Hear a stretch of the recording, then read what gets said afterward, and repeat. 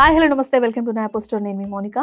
Box office దగ్గర రాజా సాబ్ ఏం చేసింది అంటే ఒక టార్గెట్ ఫిక్స్ చేసుకుంది. నంబర్ చూస్తే పిచ్చెక్కిపోద్ది.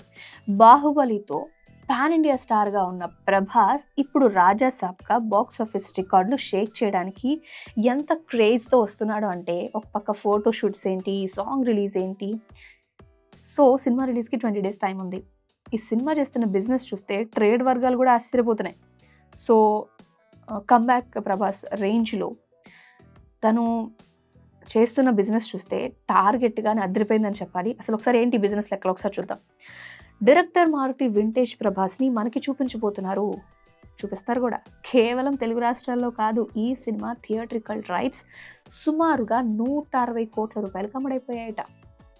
ఇంకా హిందీ, ఓవర్సీస్ మార్కెట్ మొత్తం కలుపుకుంటే థియేట్రికల్ బిజినెస్సే 350 కోట్లు దాటేలాగా ఉంది.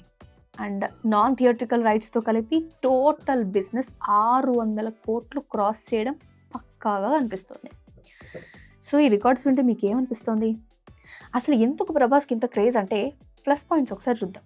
ప్రభాస్ కెరియర్లో వస్తున్న ఫస్ట్ హారర్ కామెడీ ఇది. అసలు ప్రభాస్ హారర్ కామెడీ ఏంటి అనేవాళ్ళు కూడా ఉన్నారు, కానీ సూపర్ అని చాలామంది.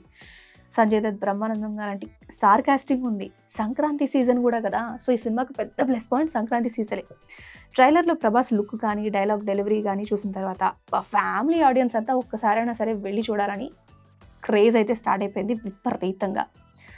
సో January 9th థియేటర్స్లోకి రాజా సాబ్ మూవీ రాబోతోంది కాబట్టి ఈ సంక్రాంతి విన్నర్గా నిలిచి ప్రభాస్ కెరియర్లోనే ఒక బిగ్గెస్ట్ హిట్ ఇది అవుతుందా అంటే అవుతుందా? మరి మీరేమనుకుంటున్నారు? Just comment below. ఇంకొన్ని ఇంట్రెస్టింగ్ అండ్ సినీ అప్డేట్స్ కోసం మా ఛానల్ని ఖచ్చితంగా సబ్స్క్రైబ్ చేసుకోండి. Thanks for watching.